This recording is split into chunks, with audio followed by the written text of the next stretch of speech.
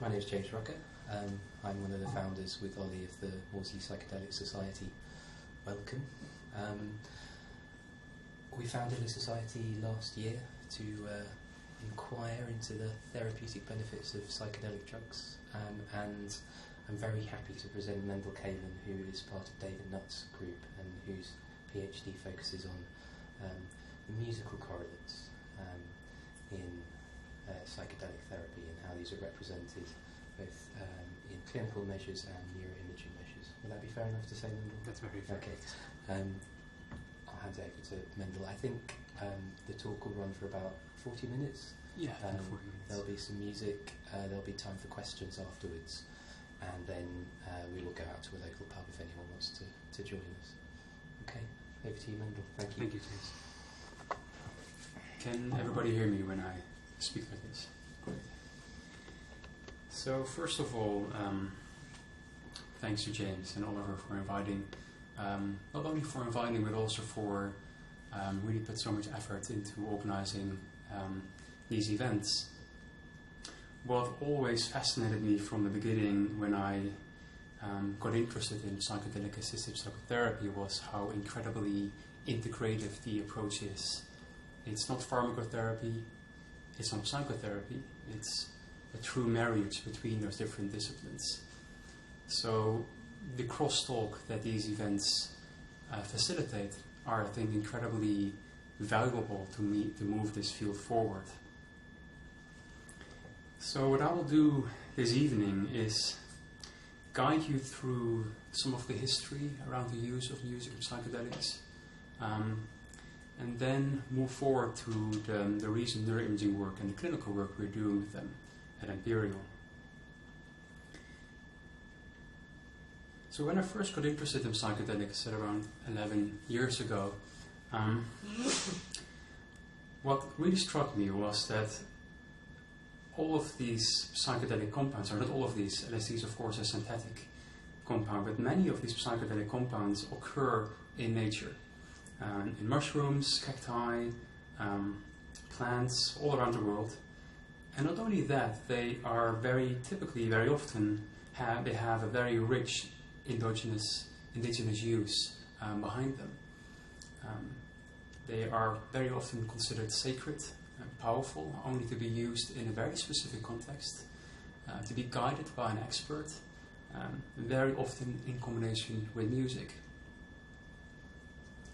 Now, around the time that LSD was discovered in the 50s, another big discovery was made in neuroscience, and that was the discovery that we have an endogenous neurotransmitter, serotonin. And what researchers suddenly realized was that all of these classic psychedelics, when they looked at the molecular structure, they share a lot of similarities with the serotonin molecule. And this was really the first time in psychiatry, neuroscience, that they proposed the hypothesis that maybe underlying behavior and mood is neurochemistry. This is something we now all take more or less for granted. Maybe the view became a bit more nuanced in time, but back then that was really a revolutionary idea, and it is really linked up with the discovery of psychedelics. I would definitely remind ourselves of that maybe is one of the first neuroscientific contributions that psychedelics facilitated in the 50s. But more came out of this, as we all probably aware of. So this is Albert Hofmann. He discovered LSD. He discovered LSD by accident. By the time he was working on LSD, he was not familiar, not knowledgeable about the psychoactive properties of LSD. And how the story goes, he accidentally intoxicated himself while he was working in his laboratory. He went home, he was dizzy, he experienced a vivid imagination, and he hypothesized that it was maybe the LSD that produced these effects. And 2 days afterwards, he decided to do a little self-experiment to test that hypothesis by trying a little bit of LSD on himself. At least he thought it was a little bit. He tried 250 micrograms, which we all know now is around 10 times the amount you need to feel something. So indeed, he had quite a profound effect. And in his personal memoir, LSD, My Problem Child, he One of the passages he describes his experience, and I'd like to read it to you. He said, "It was particularly remarkable how every acoustic perception, such as the sound of a door handle or a passing automobile, became transformed into optical perceptions. Every sound generated a vividly changing image with its own consistent form and color." I personally like this, that in the very, very first experience with LSD, in the report about these subjective effects, already a very clear link is described between sound and how sound influences the experience. What is also remarkable is what happened the day after his first experience. He describes how he wakes up with a very clear mind and how he walked into his garden. And again, in his memoir, he writes down, "A sensation of well-being and renewed life flowed through me. The world was as if newly created. All my senses vibrated in a condition of highest sensitivity." Now, both the acute effects and the more or less enduring effects really provided the motivation for psychiatrists to think how LSD and other psychedelic compounds could be used to facilitate psychotherapy. And that is what happened. Very soon afterwards, LSD was actively marketed to psychiatrists as an adjunct for psychotherapy. And some pioneers in this field, displayed on the left, Abram Hoffer and Humphrey Osmond, they were particularly interested in seeing, doing research whether LSD could be used to treat severe alcoholism. And what they discovered was that, indeed, like many other researchers found, these psychedelic compounds, they can really produce a wide range of different psychological effects. But within the therapeutic context, some individuals had very personally meaningful experiences. And what they noticed was that it were in particular these individuals that had these personal meaningful experiences that had lasting, enduring therapeutic outcomes. And this led to their notion, this is Abram Hoffer's, a quote of Abram Hoffer, that they considered not the chemical in itself. You cannot just give a patient LSD and think he or she will have a therapeutic experience or a therapeutic effect. But it's the experience that the drug facilitates that is the key factor. And this led to the notion also that out of the observation that two main elements, set and setting, are very important drivers of the types of experiences that people can have. Set being the mindset, the knowledge, the expectations, the attitudes to the experience that the individual brings to the session. And the setting being literally the environment, the stimuli that the individual is exposed to during the experience. So out of those realizations, they realized that as a therapist, they need to take great care in developing, designing a framework where they can optimize the experience, where they can increase the likelihood of these personal, meaningful experiences to occur. And what happened in one of the major research institutions in that time, at Baltimore, was they hired a music therapist, Helen Bonney. And she was hired to think about and design music playlists to guide people through their multi-hour experience in order to really optimize the therapeutic outcome of that experience. And she published her views in a paper in 1967, describing that music is mainly helpful by, first of all, facilitating a structure where under the influence of the drug, the normal structure, the normal way how individuals perceive the world dissolves.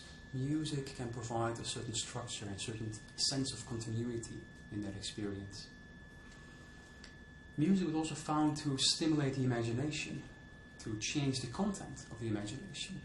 And very often the content of these images was found to be therapeutically meaningful as well. And also music was able to facilitate emotional release, access to often suppressed emotions, and the ability for the patients to express these emotions and experience them fully. Now, in that period, there was really an increased excitement in the field. There was really this general sense, this zeitgeist among psychiatrists and neuroscientists and therapists that they were really on the brink of a new discovery in how to view and how to treat mental health.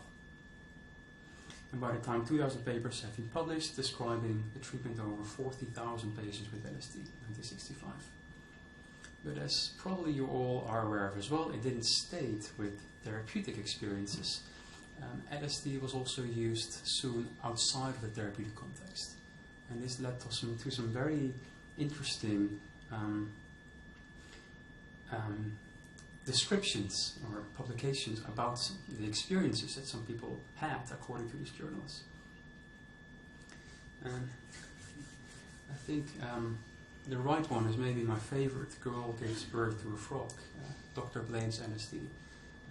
I always wondered, like, if that's true, that in itself is a fascinating scientific breakthrough. I think a lot of evolutionary biologists would turn around in their grave and be quite fascinated by this. But of course, this is not true, and it really reflects the spirit of that time as well. It was a period characterized by a lot of political unrest, and in that turmoil, not only psychedelics but all psychoactive drugs, so the majority of psychoactive drugs were banned, and as a consequence, also the research was stopped for around 40 years. But the tides are turning, and over the last years we have really witnessed true psychedelic renaissance.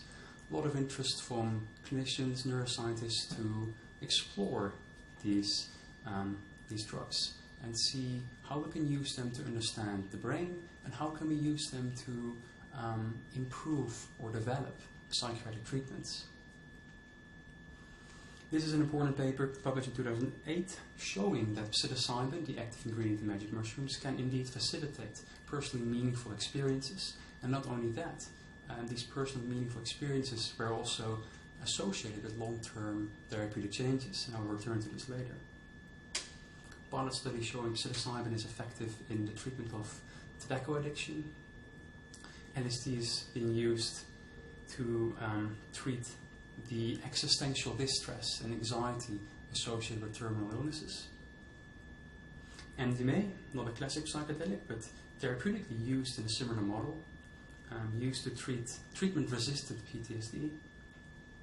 And in our own lab, we recently published around a month ago the first study, an open-label study, where we showed that psilocybin can be safe and effective in treating treatment-resistant depression.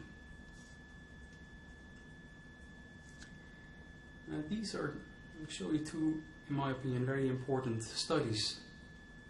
This is a study by Catherine McLean, published in 2011, and she showed that 14 months after people having one experience, their first experience with psilocybin, can have enduring increases in the personality trait openness.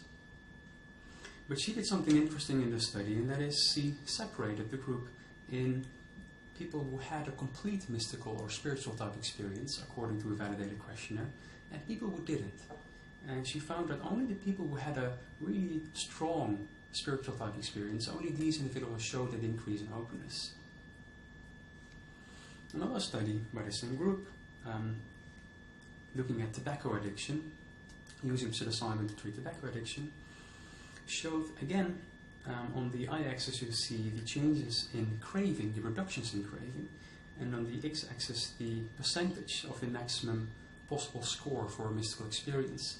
That the stronger the mystical type experience is, the stronger the reduction in craving after the experience.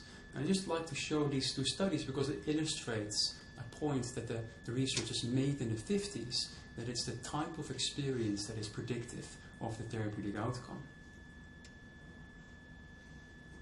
Now, this image, I think, illustrates the therapeutic model that we're working with right now, and all these other studies that I just mentioned as well, is in a really well-established personal relationship, a relationship of trust, mutual trust, a strong therapeutic alliance. Within that framework, patients are encouraged to lie down after they got the drug. They wear eye shades in order to encourage introspection, to focus inwards. And they listen to a very carefully designed music playlist for the duration of the drug effects. Now this for me was really the main motivation to look into the interaction between psychedelics and music, because all these studies, they use this model, but there's little knowledge about the role of music, and there's a lot of important scientific questions that we need to get answered in order to move this field forward, to really ground the therapeutic model in a rigorous empirical framework. So this is where my research begins at Imperial. The very first study we did was a really small, simple pilot study, 10 volunteers. All of them received either a placebo or LSD in the first visit, and then 2 weeks afterwards they again got either LSD or placebo. So all of them got LSD and all of them got placebo. Both occasions they listened to a playlist by some artists. We had 2 playlists, 2 versions, and they listened always to these 2 separate playlists on 2 separate occasions.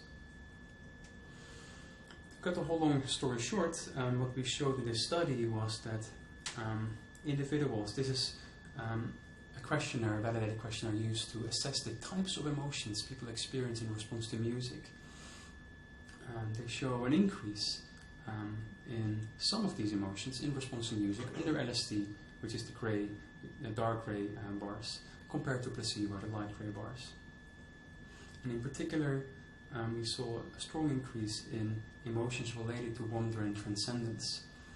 And again, the previous research showed that spiritual type experiences are predictive of these therapeutic outcomes, and this made us hypothesize that if music, if LSD can intensify these type of emotions in response to music, music may indeed be a very effective tool to increase the likelihood of these type of experiences to occur in this context. But another question is, how do psychedelics enhance the subjective response to music? This is where the neuroscience comes in. So we did a range of experiments here. In the first one, we were interested in music-induced imagery. And we were really interested in the perihippocampus.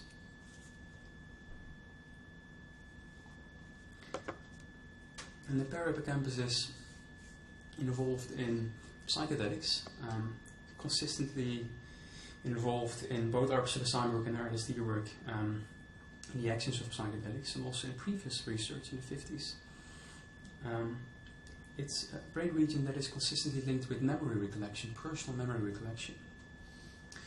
It's also more generally linked with the construction of mental images.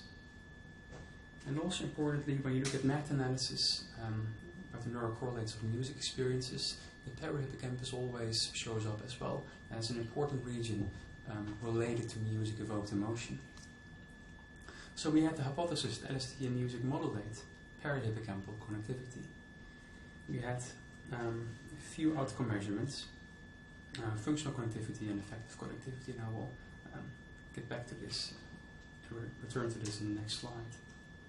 Study design, we ended up with 12 participants eligible for this data analysis. They had 2 visits. One visit they received placebo, the other visit LSD, and then the second visit the other way around. They always on each visit had a no music scan, 7 minutes, followed by a music scan, and then again followed by a no music scan. All of these conditions were eyes closed. After every scan, they were asked to open their eyes, and they rated some experiences, some subjective experiences. And for this particular analysis, we were interested in the experience of eyes closed imagery. So we asked them about simple imagery and complex imagery. Complex meaning concrete objects, landscapes, entities, faces, concretely identifiable objects. Whereas simple imagery and simple hallucinations can be defined as low-level visual constructs such as lines, colors, geometric patterns. So the results are First of all, we contrasted music versus no music, and then we contrasted LSD versus placebo. We didn't saw any decreases, we only saw increases. And what we're looking at here is increases in functional connectivity, the extent to which brain regions, the activity in brain regions, the signal that we pick up with this method correlates with other brain regions. And the red area is the perihippocampus, and the big yellow area at the back of the brain is the visual cortex. What we then did was we were interested in the directionality of the information flow between those two regions, and we used a method called dynamic causal modeling. And what we found in that method was that only in the combination of music and LSD, not music by itself, not LSD by itself, but really in the combination, we modeled this as a true interaction effect. There's an increase in information flow from the perihippocampus to the visual cortex.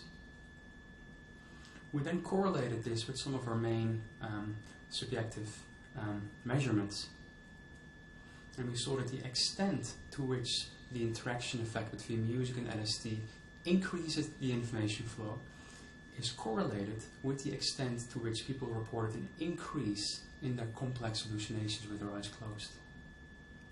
And we saw something very similar for the item, I saw scenes from my past. Now, to summarize this, what we see here is we have a brain network, the perihippocampal visual cortex network, that is well known to be involved in the construction of mental images. And we see that under the influence of music and LSD, the behavior of this network is significantly changed, and the magnitude of the change correlates with some of the subjective effects. We did some other studies here. We also looked at music-evoked brain activity. We used a toolbox called the Music Information Retrieval Toolbox, developed by a Finnish team, apologies. This toolbox allowed us to extract different acoustic features present in the music, so the different frequencies, the loudness, the rhythm, all sorts of things that characterize a music track. We were then able to, we ended up with 23 different acoustic features. So as the scientists in the audience will understand, this creates a large multiple comparison problem. So what we did was we ran a principal component analysis where we were able to reduce the dimensions. We were able to look at which of these features co-vary and can be summarized as one time series. So we ended up with 8 components, and then these 8 components entered the general linear model where we could look at which of these time series correlate with changes in brain activity. And this is a really beautiful method because it allows us to really separate out the different components in the music, 2 different brain networks involved in processing these particular features. Now, we found a lot of interesting results here because we had 8 components to look at. I'd like to focus on one in particular that I think is the most interesting, and that is the effect of LSD music on the timbral features of music. Now, what is timbre? This is a Wikipedia definition, and it tells that timbre is the quality of the sound that distinguishes different types of different types of sound production, such as voices and musical instruments, string instruments, wind instruments, and percussion instruments. So think of sound, think of pure sine waves as very boring. They're perceived as sterile, emotionless.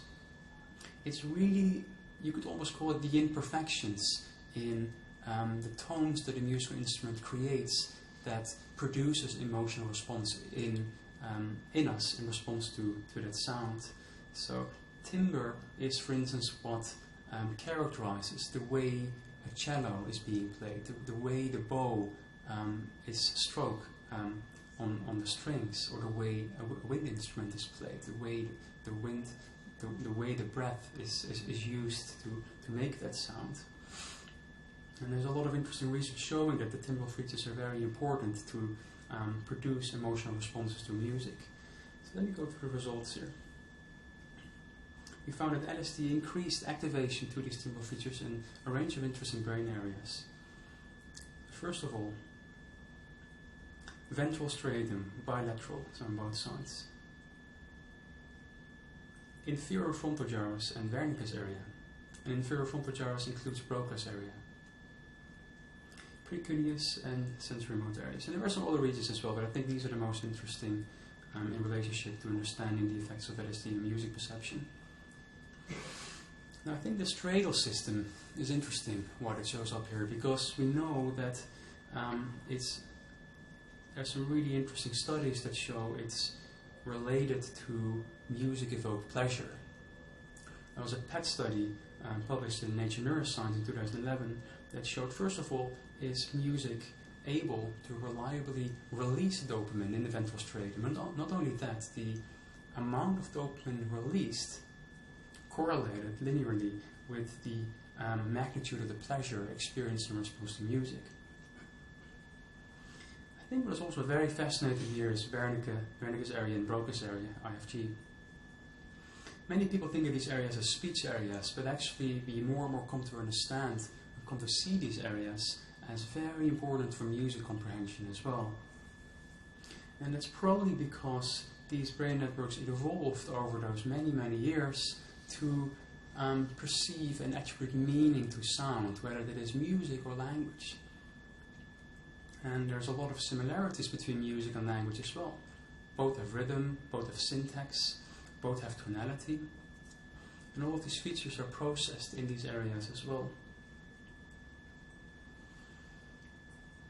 So therefore I think we're still analyzing this data, but we think activations of these areas are interesting because they show that LSD music increase activity in areas that we know are really important for music evoked reward, music evoked pleasure, but also in areas that assign complex meaning to sound.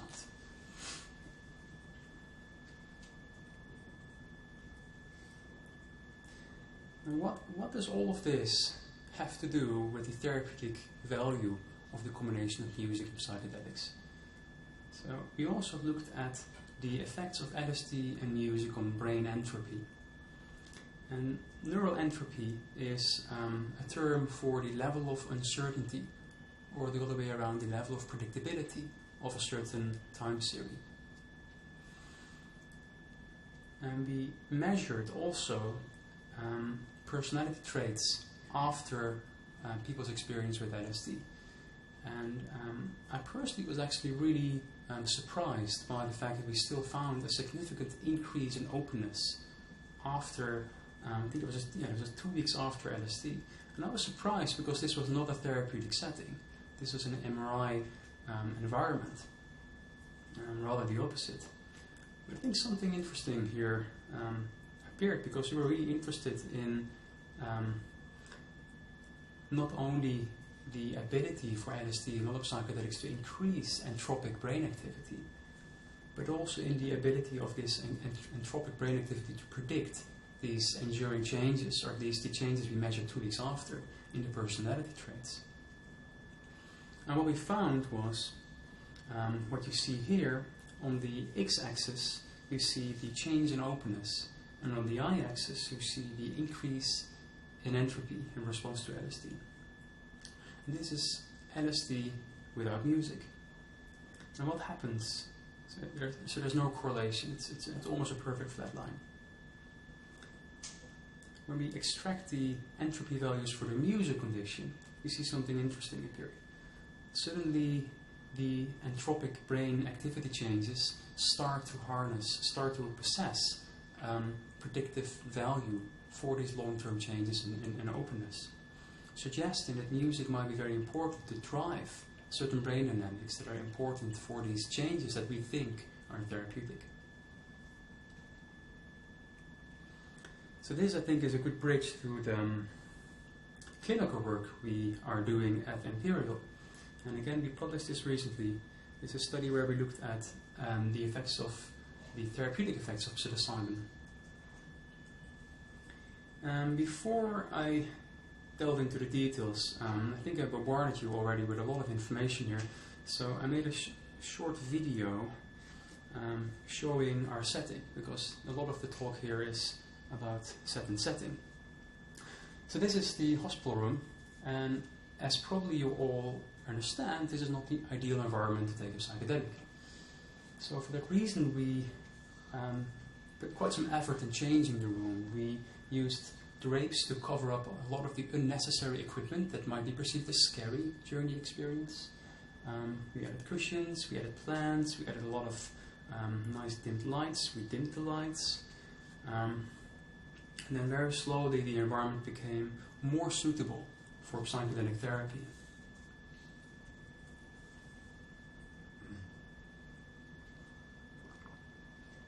And as you can see, at the back of the room, facing the patient, we always had a very good sound system. And the reason why that is they had the option to listen to music via earbuds, but it all came from the same system. So the music would always be played through the sound system and through the earbuds. And what it means is, if they would put out their earbuds, the music, the experience would still continue. Also, it allowed the therapist present to have a sense of where the patient is in his or her experience. On top of that, the speakers being present allowed the patient to also not only perceive music via their ears, but also via their body.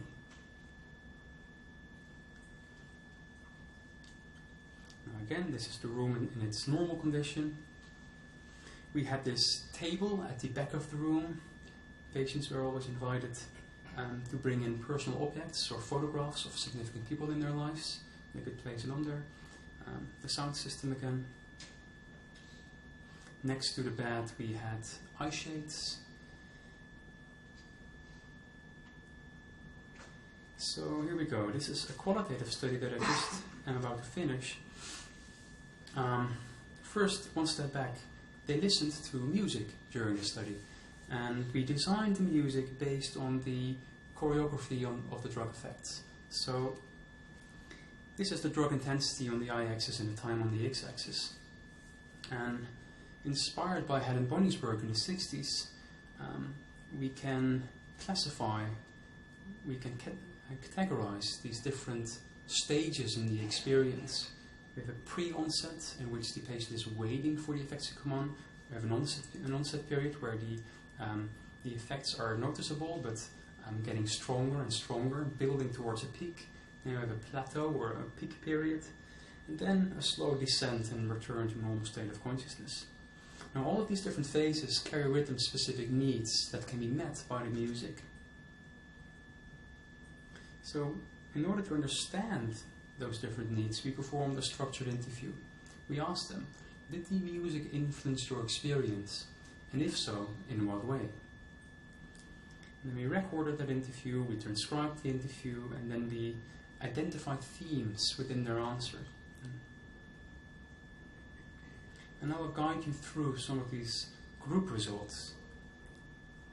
First of all 19 of the patients expressed themes of appreciation of the music. It doesn't mean that they all liked the music. There were some people who really hated the music, and I will get back to that in a later slide. But even those people were able to share some elements of the music they appreciated. So one of these was, so the number again stands for the amount of patients that expressed a theme linked to this cluster already. So one cluster we identified was the sense of music intensifying the experience. It intensified emotions. One patient said, normally when I hear a piece of sad music or happy music, I respond through choice. But under psilocybin, I felt almost that I had no choice but to go with the music. Another one said, clearly the music enhanced the emotional experience. Now another theme was the sense that music intensified the imagination. And again, an anecdote. The song that came up was very soothing, and it brought up nice images. I imagined I was an unborn child, and I felt very safe. Every new song could bring up a different image. Another cluster of themes that was very prevalent was the sense of guidance, that the music was guiding them through their experience. Very often people expressed a sense of transportation. You were led up and then rolled down again, and then led up again. I felt like the music picked you up and carried you to the next part. It was the vehicle that moved you. The music took my experience to uncomfortable places, but I was kind of reassured in the experience. There was something there that meant I'm going to take you on a ride here, but I promise I won't abandon you. There are mixed themes here, and one other theme here that was often expressed is the sense of support that the music provided. The music helped me through the whole experience. I felt I was being held. The way it was guiding me, I think it was good. The music grounded me. Another theme was the sense of the music mirroring the subjective state, or being aligned or in harmony with the internal felt experience. It was following my emotion at the time. The music seemed to fit the space I was inhabiting. The music goes with your emotion and is all connected. Another theme strongly present was the sense of music providing relaxation or calming, either calming the mind or providing a sense of physical relaxation. It helped to calm and slow the mind, it helped me to be relaxed. Now we also had, and again I actually should have thought this before, the size of the circles also represent the amount of patients mentioned that theme, so the magnitude of that theme being present in the group. Now 7 patients described influences they didn't appreciate it. One of them was intensification, they didn't appreciate it. They either called it a dark atmosphere. The music was intensifying a dark atmosphere or dark emotions. Another element was a sense of resisting the experience that the music was producing. I think it was very clear in this quote here. It made me more emotional, more vulnerable. It was unpleasant. So this is a very clear contrast to other patients who describe this as a welcomed experience, this intensification of emotions as something being welcomed. I worried that the music would shape this sort of melancholy. Another theme was the diminishing of the experience. I wanted to explore a certain experience or a vision, but the music interrupted that and changed it, and I was slightly annoyed by that. Another theme, not mirroring the experience, the notion that the music was not aligned with the subjective experience. I can remember thinking, this is beautiful music, why I'm going to this dark place? It didn't line up with what was going on. I just felt as if I was being manipulated, being duped almost. Now, from this analysis, we formulated the hypothesis that the experience of the music being in harmony with the internal state, the sense of the music mirroring of what is going on inside of the patient, might be a very important therapeutic component. So I invited 3 independent raters to go through the transcripts and rated to what extent they felt that the music was in harmony with the patient's experience or not. And we correlated that on the y-axis with the reductions in depression. And what we found was that the stronger the music mirrored the internal state of the patient, the stronger the patient experienced a reduction in depression 1 week after the experience. And this brings me slowly to the end of this talk, and that is where I like to end with an hypothesis that grew out of this work. And it's mainly inspired by the developmental psychologist Daniel Stern, who did a lot of really interesting research observing how mothers interact with their infant. Interesting anthropological research shows that all cultures where it was studied, mothers do sing lullabies to their children, to their infants. Also, all the mothers talk motherese with their child. And this is a term coined out again by Daniel Stern, and it means the change in tonality, the change in the melodic structure that mothers use to communicate with their child. So Daniel Stern describes the very first relationship that the infant has in his or her life with the mother is in essence a musical relationship. And he calls this relationship, or at least an element of this relationship, a sense of attunement. The mother being able to mirror back to the infant the experience of the infant. And in doing so, providing a sense of emotional containment, a sense of security for the infant. And also some recent research showed that this attunement behavior by mothers or by caregivers is important because it facilitates emotional learning. So I like to link this up with some of the neuroscience work, the insights we had from a previous research, where we understand the psychedelic brain.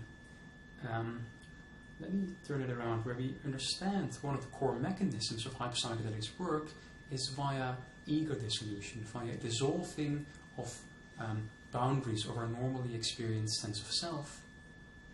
But I'd like to add another component to that, and that is the sense of concept dissolution, where not only do we experience our sense of self differently, maybe one of the main reasons why we do that is because all these concepts that we are building up through our lives, which is one of the main things that our brain is doing, one of the main things that our brain evolved to do, is to make meaning out of our experience, to provide predictions in our daily life for our perception and for our experience.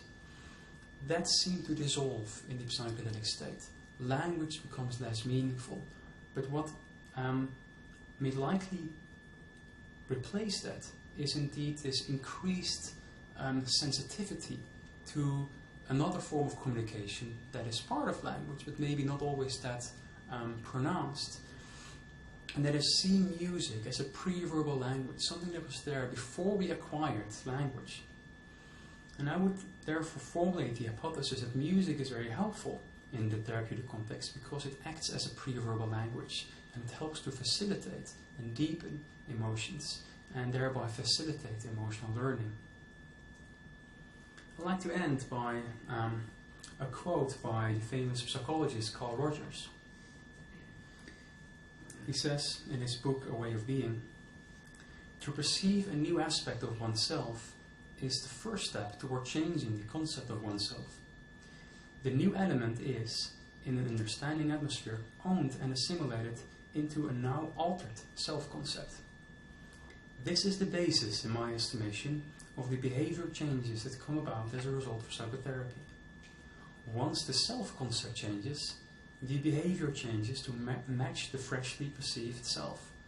I think this is incredibly relevant to understand what is happening in psychedelic therapy. Psychedelics being able to facilitate changes in the way people perceive themselves. But there's another element here that I think is very critical, and that is his emphasis on that only can this new element, this new perceived concept of oneself, be assimilated into a new sense of self, a new identity, if it's contained, if it's manifested in an understanding social atmosphere. And this is, I think, really one of the core teachings from Carl Rogers is this notion that we are incredible social beings and our identity is constantly, the integrity of our identity is constantly dependent by the acknowledgement of significant others. So this is a really important point for in the context of psychedelic therapy because during the experience, therapists need to provide an understanding and empathic atmosphere. But also what happens after the experience? What happens when the patient goes home? What is the social context where he or she is embedded in? Are these people able to accept that new sense of self? And these are, I think, important questions for the future. And this is something I myself really want to focus on after my PhD, is this really general question: how can we optimize the therapeutic experience? And I mentioned music, and one way how I'm doing this is right now I'm initiating a project where I'm inviting some of the best musicians around the world to come together, talk with the researchers, the therapists, and think through how to create the ideal compositions for psychedelic therapy. So right now we are creating a 7-hour composition that can be used in future psychedelic therapy sessions. And I think we live in an interesting time because psychedelic therapy was developed in the 50s and 60s. There was a gap of 40 years. Music became a very important component, but we have a lot of really interesting ways, potentially, to guide the experience. Now, what can happen when we bring in the design artists, the architects? All these artists are, in my opinion, masters of experience. How can they come together to think how we can optimize psychedelic therapeutic experiences? And as an example, I placed here James Turrell with his artwork Skyscape, a sky space.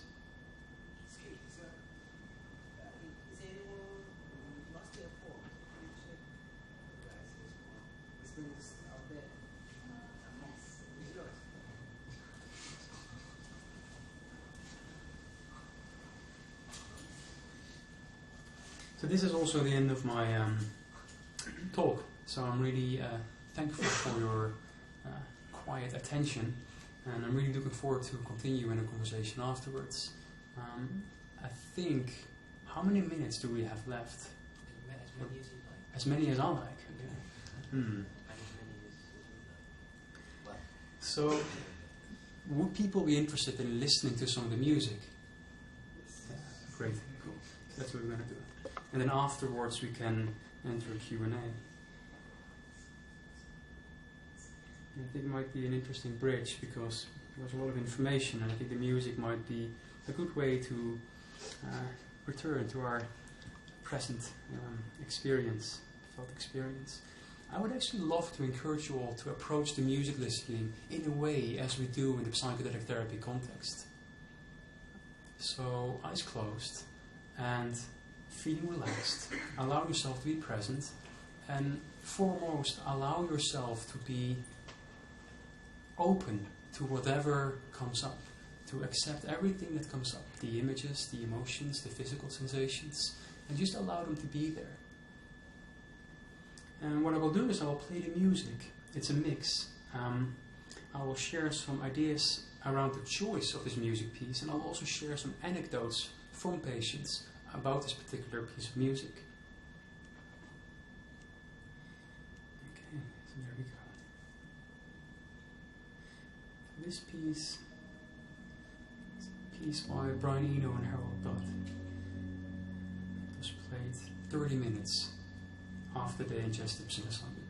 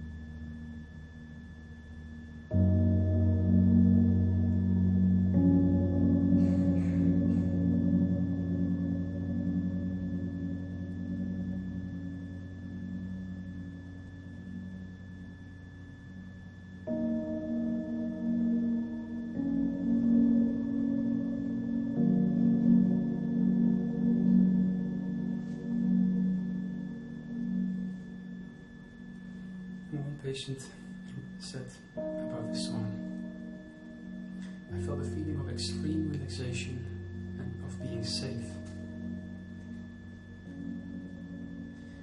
Kaelen said, listening to this track took me to another place.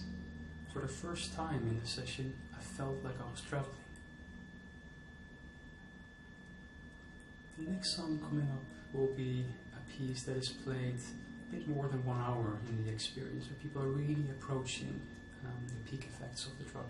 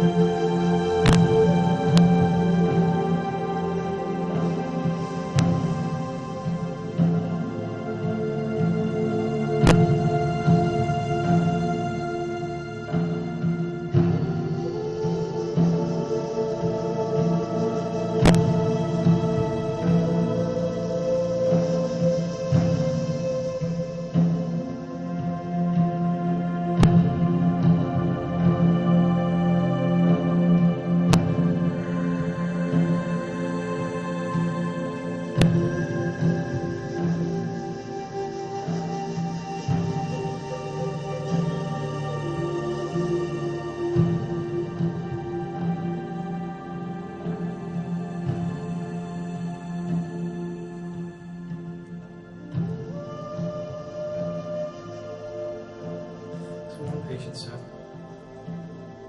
I was surrounded by light, and I wanted to throw up my arms in praise to something.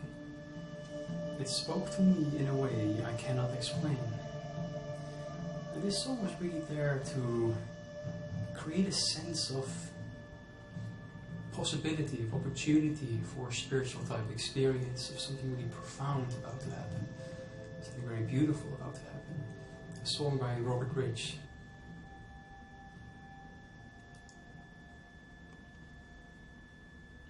This song is played around 2.5 hours in the experience, really at the peak.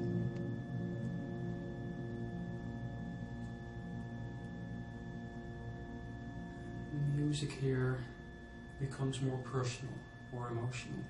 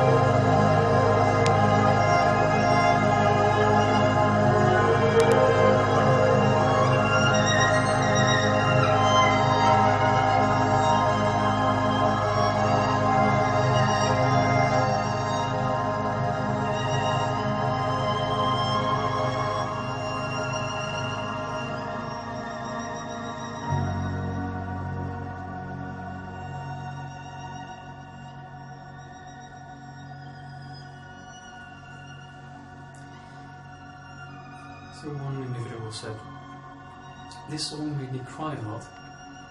It was very sad and very beautiful.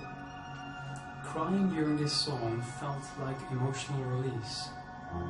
The release of sadness and the bad feelings towards myself. It made me think of the struggles I had to go through in my life. At the end of this song, I felt cleansed and better, and I felt compassion towards myself."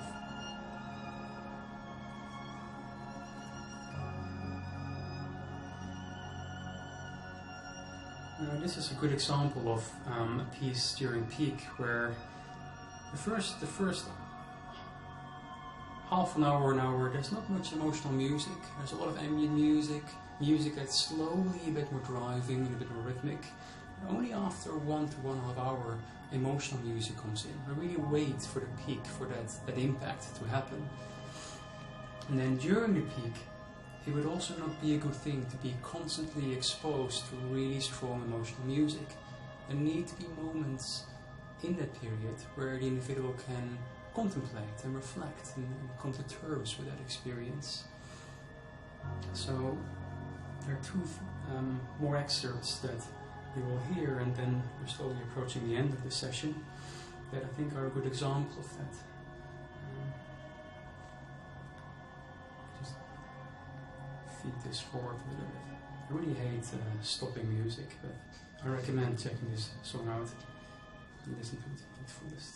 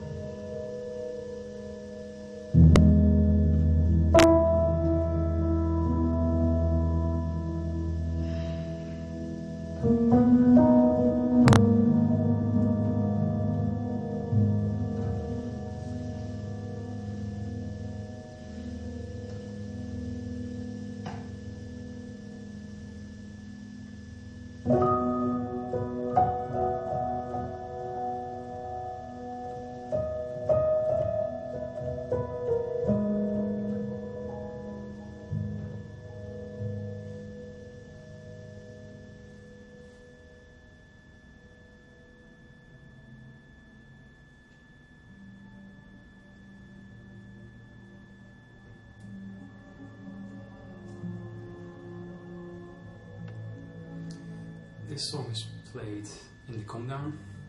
The same artist returns in a few occasions during the track, during the playlist.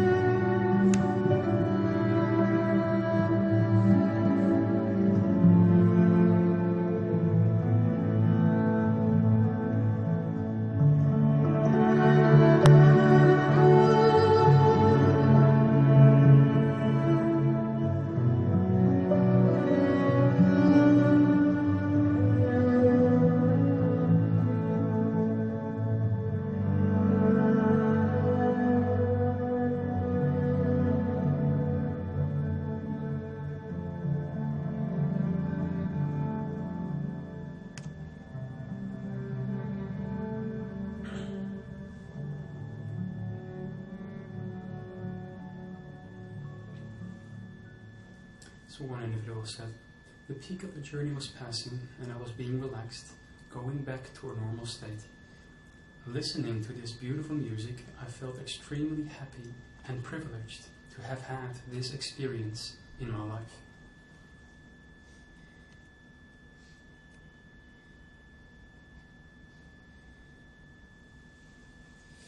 So thanks for all of that. Thank you, Mendel.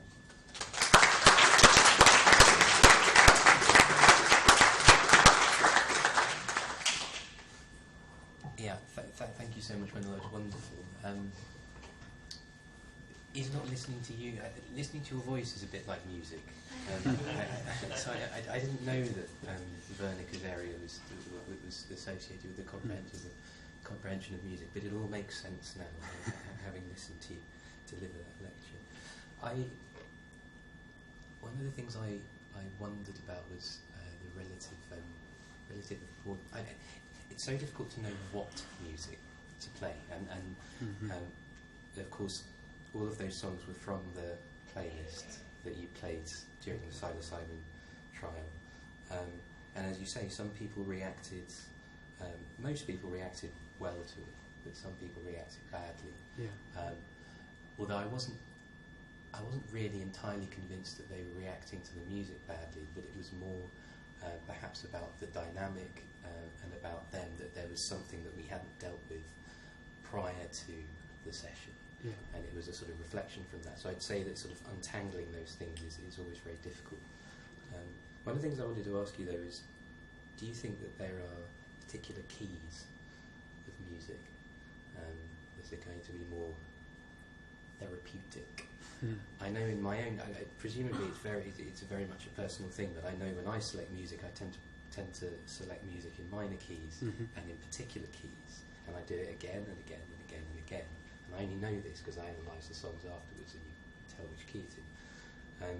So do you think that's presumably it is a person-specific thing, but do you think that there is a particular variety of keys that might be more therapeutic than others? Speak a bit about the sadness of the songs, but the beauty in the sadness, and I think that was very much about what we were trying to achieve in the psilocybin study, was getting people to connect with their depression and their sadness, and seeing that you could interpret it in a different way. You could see the beauty in it, and that in itself could sow a seed in terms of your exploration of that part of yourself. But I wonder, to that extent, are there certain types of music that are sadder than others, and therefore more likely to engender that effect? I think it always depends on the context and the experience that the individual is having in that moment. I would be very surprised to find that there is one particular harmonic that always works for everybody during the whole experience. And like you pointed out, what we did with this playlist was really mirroring this melancholy in them. But not only that, I really did my best with the music selection, that apart from the tearfulness, there was always a message of hope, the opportunity for change after that as well. So the notion of keys, major versus minor, sad music versus uplifting music, again, it really depends on where the individual is in the journey. And we work with a fixed playlist, so all patients listen to virtually the same playlist in a fixed order. And personal taste plays a role. Although during this study I became more and more convinced that probably it plays less of a role than we think. I think there is a universality in music that we want to work with. Music is a language, it's a form of communication. It's able to produce images and emotions. What does matter, I think, is when we talk about personal taste, is not the fact whether a person likes a song or not, but is the music familiar enough for the individual to relate to the piece of music You know, a lot of people would ask me, what about shamanic music? You know, would you play some songs from the Peruvian rainforest that shamans use for their ayahuasca rituals?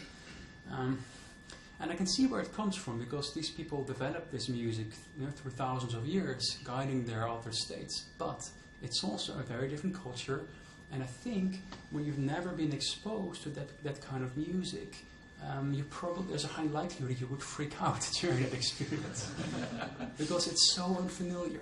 And I think there's a sweet spot in familiarity. Yeah. You don't want people to know the particular piece of music, because that takes away the opportunity for them to have a new experience. But you do want the musical instruments and the notations and the harmonies to be familiar enough that it resonates with them on a deeper level. Does anyone else have any questions they want to put to Mendel? It's a fascinating area, yeah. How are you funded? Is it EU independent? Are you asking me or Mendel? So the depression trial was funded by the British government, the MRC. The LSD work was funded by a charity, the Beckley Foundation. And it's not going to change in 2 years, it's still going to be there, or? You mean the funding sources? Yeah. Or, Well, the psilocybin trial funding ended a while ago, Yeah. and actually the time we took to actually do the study, I think the funding had run out by then, and we were surviving on other sources of funding. That's true as well. Yeah. That's true as well. So yeah, funding is a big issue in this field.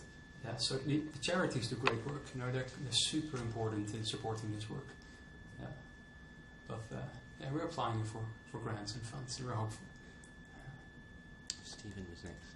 Yeah, and Mendel, that was an amazing presentation. It was wonderful to listen, as James said, both to your voice and to the music and so on. I'm interested in something that just draws, I'm personally interested, but also interested in something that's drawn together several of the things you've talked about today, because you said that you described the sense of ego dissolution under psychedelics. Now, ego dissolution is something which Buddhist meditators talk about a great deal. The purpose of meditation is to achieve a state of ego dissolution that's sort of concept-free and pre-verbal. And what you've been talking about here is psychedelics with music. And I'm just sort of speculating, you're making me think, and also you mentioned the shamanic music and so on. It's kind of left me thinking about Buddhist meditation and the use of sacred mantra, which is sound, chanting, and so on. And just to build on what you were saying about the shamanic music, it's culturally dependent, but with sacred mantra, with Buddhist meditation or Buddhist chanting, it's kind of pre-verbal. It's like continuous tones and things like this. It's not really a song or a chant or music like this. Yeah. So that kind of relates to what James was saying, which is there a particular harmonic or something? Because the Buddhist chants, particularly in Tibetan Buddhism, which uses sound and vision and visualization, and I've got a separate thought about the connection between music and the occipital cortex, because in visualization meditation you introduce visualization. Anyway, I'm just wondering, what are your thoughts about sacred mantra and Buddhist meditation versus psychedelics and music? Thanks for the great question. So in one of my first slides, I shared my fascination that there are so many cultures that use psychedelics as part of their spiritual ceremonies. In areas where there were no psychedelic plants, they very often use music. Music has been around for tens of thousands of years and very often served religious or spiritual purposes. There's a lot of tribes that consider certain songs that shamans have as sacred. You would only sing them in particular situations. I also want to give some credits to shamanic music from Peru and elsewhere. I think they through trial and error they developed probably some universality there as well. What's really interesting, especially when you look at the songs shamans use in peyote and San Pedro ceremonies, it's incredibly rhythmic. It's very simple. There's a lot of recurrent melodic patterns, but there's a lot of high frequency rhythms from the rattles. there might be something there that we just need to study. So to link this up with your point, there might be. I mean, my research didn't address that, but I think it's a very interesting question that is worthwhile exploring, and it also links up the question that the point that James raised is, can we identify certain tones that are so universal that everybody responds to that in a reliable manner? What do you think of the speculation of integrating psychedelic therapy with meditation? Before I get to that point, I'd like to share another part of the acoustic feature analysis that wasn't part of my presentation because there was just so much, but we found one particular frequency in the music that activated the visual cortex and was more stronger than LSD versus placebo. So we're going to publish this as well, and we're going to see if it correlates with some of the imagery people experience as well. Yeah. It's fascinating in Tibetan Buddhism. Very often meditators visualize deities and chant at the same time, so it's the integration of meditation, sound and vision. I think it's very interesting to think about all this. So I think meditation, incorporating meditation in psychedelic therapy is a really interesting idea. I think it can serve three purposes. One of them is preparing people for the experience. I think giving people a tool that they can work with before the experience to be aware of what is happening inside of them. Secondly, it can be a tool during the experience to anchor their mind in the present moment. I think the experience is so diverse and so dynamic that one of the things we, as guides and therapists working with these tools, always ask ourselves is, how can we help the individual getting out of a certain thought loop or a certain anxious state? Now, music can be a way, but I think there can be a lot of tools that people can receive and they can train doing them beforehand, and they can then use during the experience. I think breath is a very powerful way to anchor their experience back into their felt experience, anchor their focus back in their felt experience. But then afterwards, I think a lot of things need to be said about what happens with patients after the experience. They have this potentially life-changing experience. How can we provide aftercare that process continues? And I think that's where potentially mindfulness meditation has the biggest impact. Lady at the back.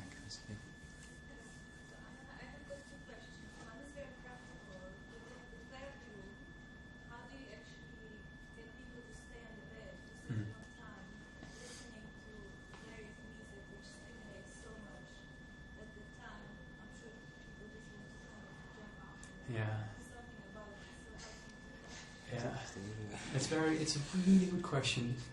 Before I hand it over to James, because I think he will be really good in answering this question, I personally don't agree that lying on the bed all the time is the ideal model. Now, this is again something we adopted straight from the 50s and 60s. You work with it, but I think there are other models we can work with in the near future. And I think the sense of being able to move can be very important. It's also challenging because it needs to be balanced with the main aim of the therapeutic experience, and that is to focus inward. People can also start to move because they want to run away from something inside of them. So it can distract them from their experience. And I think the one big pro of the eye-shade bed model is that it really encourages to keep focused on what's happening within. Yeah, so just for the benefit of the recording, the question was how did we stop people moving, essentially? And the short answer is because we told them. The difficulty with the study was, I think, really boiled down to where it was. And Mendel showed you the series of slides where it went from this cold clinical medical research facility to something a little bit more friendly, and really we went through with them the idea that we really didn't want them to move from that environment to the cold clinical medical research facility outside, unless it was absolutely necessary, like they wanted to go to the loo. If they wanted to move around the room, they were perfectly at liberty to do so. However, almost none of them did, interestingly, and I don't know whether that was because there were two guides sitting either side of them, and so they may not have felt at liberty to do that. We made it very clear that they couldn't leave, and I think maybe there may have been an effect of the depression itself. They were all currently depressed, and I think many of them didn't really want to move. So there was, there were a number of factors, I think, implicit in that. But I think Mendel's absolutely right about the optimization of the environment, and also giving people a certain liberty in what they can do to express what's going through their minds, because that is very much about what the therapy is about, is expressing that which hitherto has been unexpressible, and accepting that and using that and supporting that.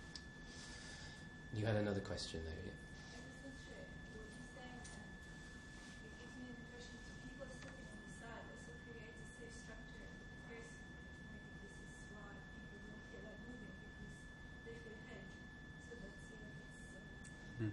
Yes. The second question I had was about sound therapist, and also recently I've been to the Amazon jungle, and I've observed some work of the shamans from the perspective of sound.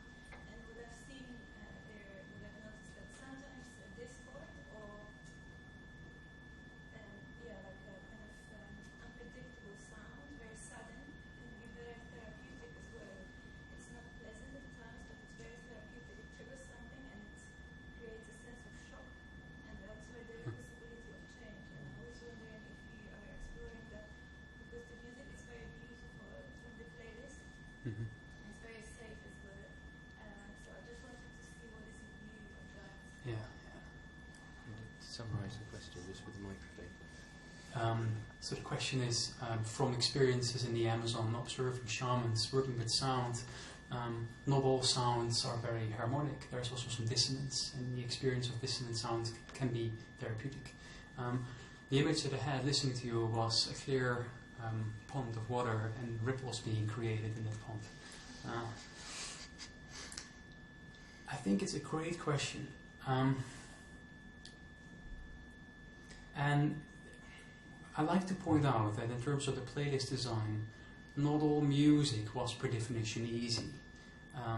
Discomfort can be very therapeutic. Learning to sit with that and observe with that, and revealing what is behind it. And I think there's a place for dissonant music in doing that. I didn't study it. I didn't have any scientific way of looking into dissonant music versus harmonic music. This is exactly what I would like to do afterwards, to look at that. But you're not the first person who mentions it.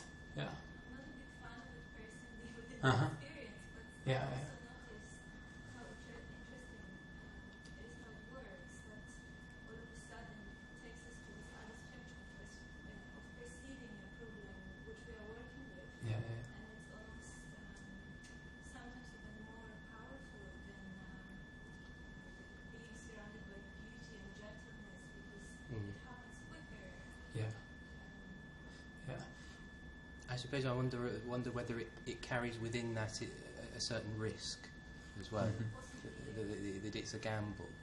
I think in the context of a therapeutic study, which we have to seek ethical approval for, and which undergoes great scrutiny, we're really seeking to avoid those sorts of gambles, because we don't want adverse events, because it's such a sensitive and stigmatised area. So for the playlist, we really, for that reason, stayed on the safe side. No dissonant sounds. Trying to identify songs that hopefully the majority of patients could find something of themselves in. And also I had all those ideas around incorporating, for instance, nature sounds or environmental sounds. Also something important to point out is I think silence is very important as well. and we had some periods of silence within the playlist. I don't think they were utilized as such, but I really think it would be helpful to have them a bit more in future sessions as well. Yeah, for the same reason as well. Oh gosh, who to pick? Seb. Well, just a quick counterbalance to that. I suppose I actually found myself music quite irritating and would have asked you to turn it off. My personal sense. Again, it's very subjective. And have you thought of talking to the holotropic breathwork people, because they've been doing playlists like this for years and years? They might have. Yeah. Helpful So the music playlists. needed for holotropic breathwork is very different. It's a lot of rhythm, very loud volume. It's almost not about aesthetics anymore. No, you don't think that would be helpful in this? I think we need to be careful with that. Yeah, I think there's a place for rhythm, but the psychedelic state is characterized by an incredible sensitivity and vulnerability. So at this stage, I would never like to expose people to sounds that are aggressive or intrusive.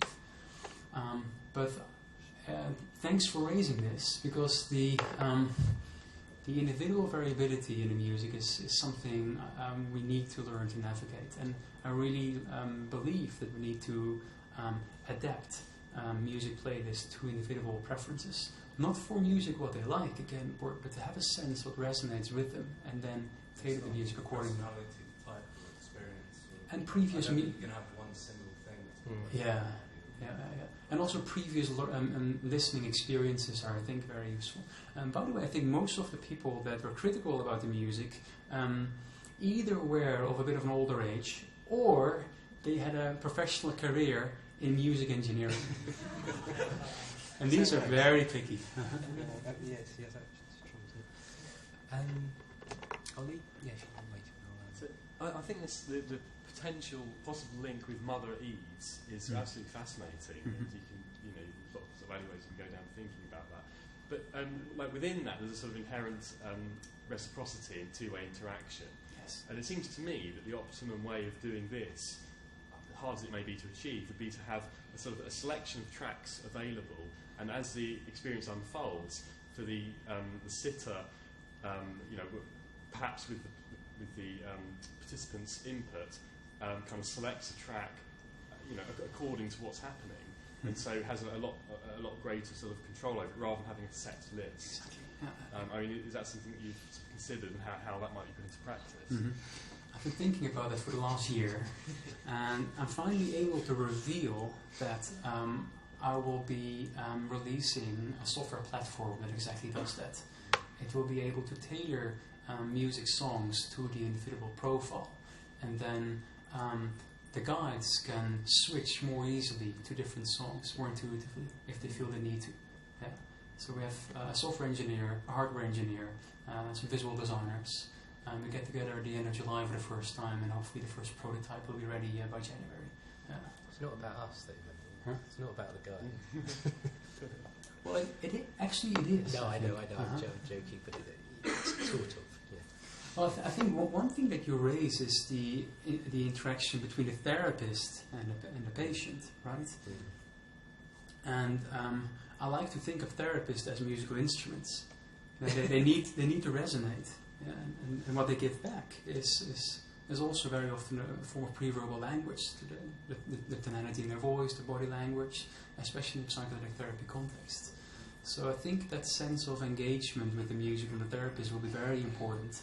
The only question is, can we expect that all the therapists in the future, when we work with this on a larger scale, have the intuition and knowledge how to work with music? And I don't think so. And that's, I think, why the software platform could be useful.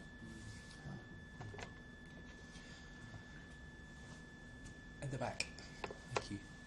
What about live music or free improvised music? And also, I would like to challenge. I think that there's something about working in psychotherapy that does have this kind of, when you put down this term, this kind of vital forms, which kind of transcends the kind of knowledge of music as such, but has the kind of emotional attunement that the voice itself gives, but also other So I do think that psychotherapists who are good are attuned to this kind of phenomenon. Yes, but do they know from the large music library which songs to use for what moments? That's more the point that I'd like to make. Yeah. I think psychotherapists have that through their training, sharpen that intuition to work with vital forms. Again, I think pointed out by Daniel Oster. But I think knowledge about specific tracks and songs is something else. They can be trained in it, but it demands a bit more extra knowledge, I would say. But you raise a good point. And what I like to emphasize is that music is probably not necessary. I think if therapists would not be comfortable with the use of music and they like to explore other things in the future, I think they should have that freedom. But I think music can be, if used in the right way, a very powerful tool to work with. But I envision the future of psychedelic therapy to be very integrative, and therapists within a sort of framework having the freedom to be their own therapist. Yeah. Does that answer your question? Yes, the question about and I would agree with that as well. And the question about the live music. I don't know. Right, yeah, I forgot about that. So the question of live music is a tricky one, because we want to be extremely careful what personalities we bring into the same space. And would one live musician be able, if he would be a great therapist and he would be able to know how to be present during those 6 hours, would that live musician be able to play music for 6 hours? It's a very interesting idea, but I think it's too complex right now to delve into. I'm very open for it, but I also think we need to be incredibly careful by the personalities we bring into the room. Because if the patient is aware of a person that is making the music, it can create a very complex dynamic. What if the individual doesn't like the music? And there's only one musician in the room making the music.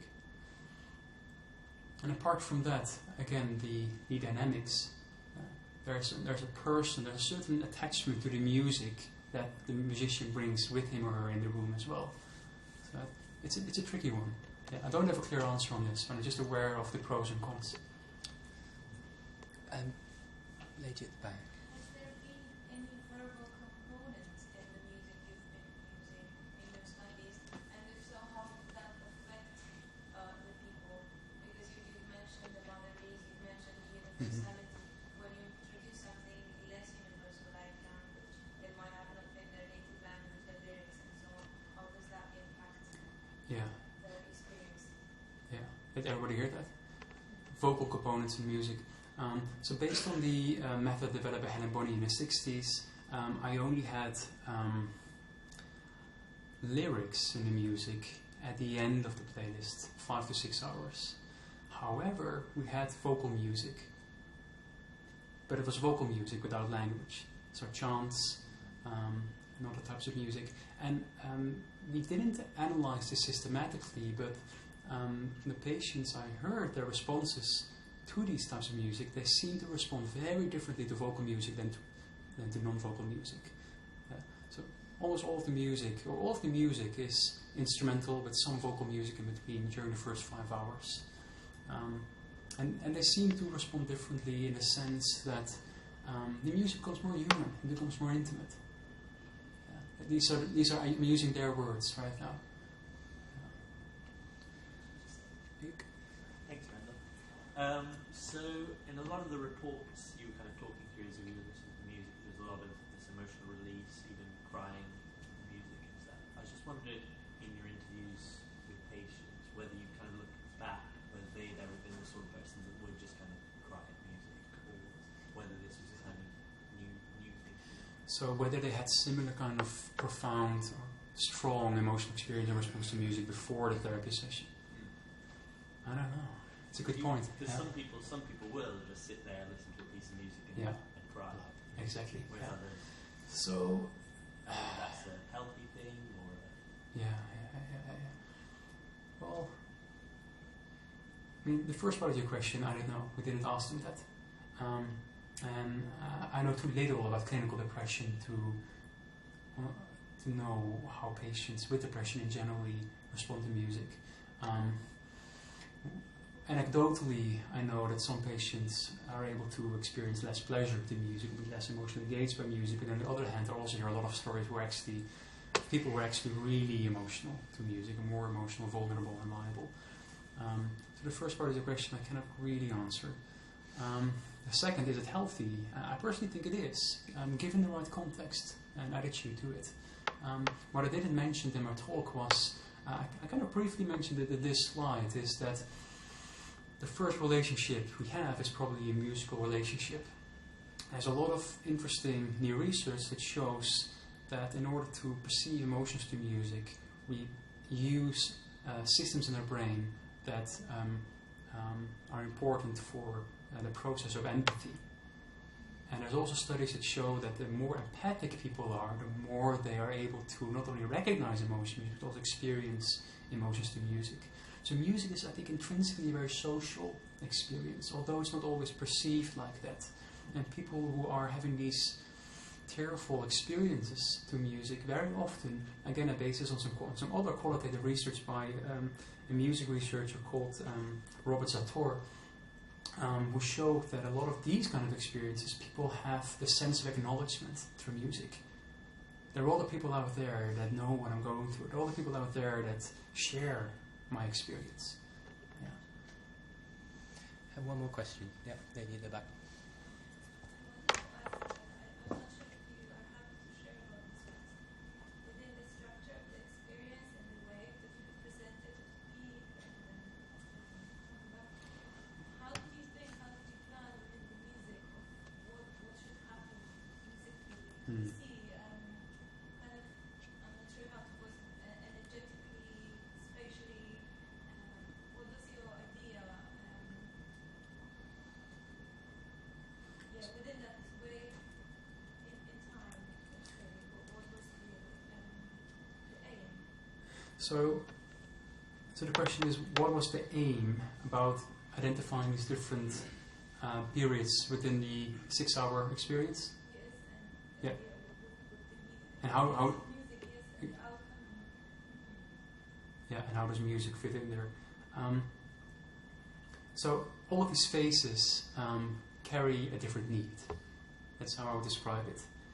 Pre-onset, before they take the drug, everybody is anxious.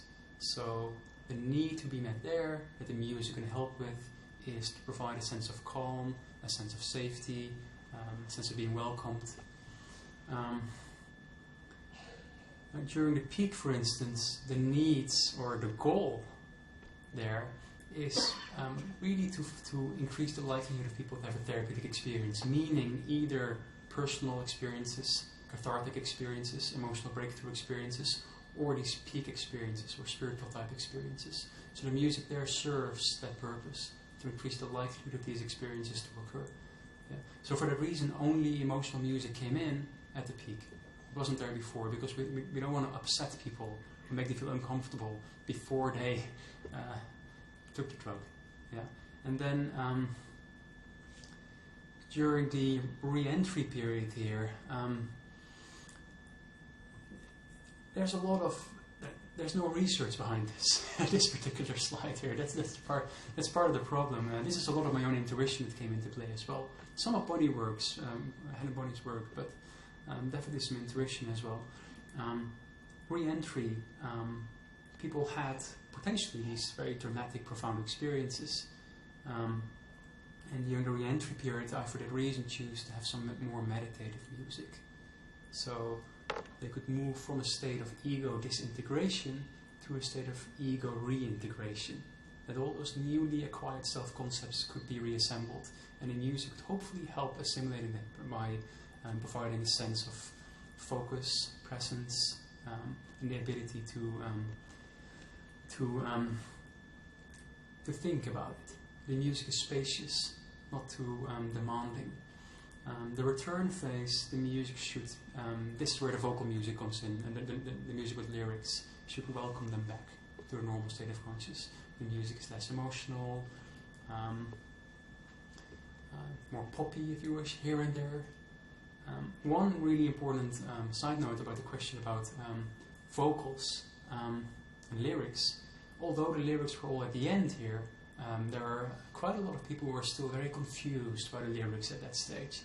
And it made me think that maybe we should use no lyrics at all. Yeah. Again, just to play it safe. Yeah, I saw you had a question. Yeah, you yes, do ask. A fairly quick question. Yeah. I haven't had the pleasure of using LSD, but in my life, what I've done is use music to self-soothe or to evoke strong emotion or to normalize emotions. You mentioned changes in entropic brain activity in certain cohorts and perhaps the experience of openness that they have post-LSD or post-psychedelic assisted psychotherapy. My question is, say a person experiences openness, that is an experience you want to reinforce or embed in their reality, but how do you do this without, say, the psychedelic drug becoming dependency forming?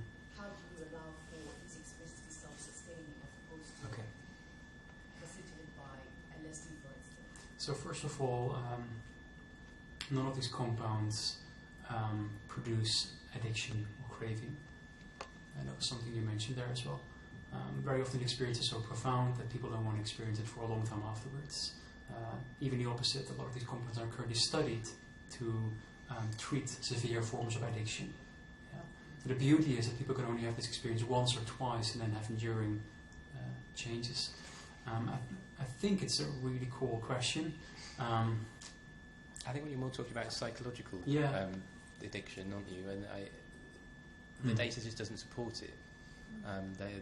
The data suggests that people who do use psychedelics recreationally do so for a period of time and then taper off. The number of people who use them habitually is tiny. So it may be a property of the fact that they are not addictive in themselves, but also that the experience that they inculcate, if you like, can only take you so far, that it has a lesson implicit with it.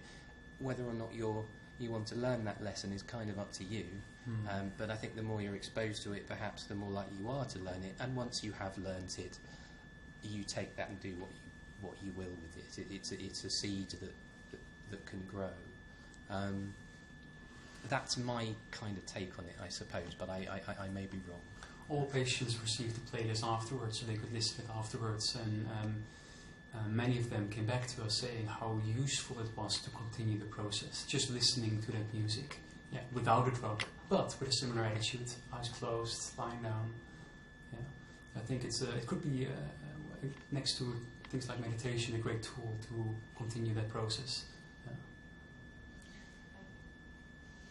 Well, thank you, Mendel. That was fantastic. Thank you for staying so long and answering so many questions. And can we all just give Mendel a big hand?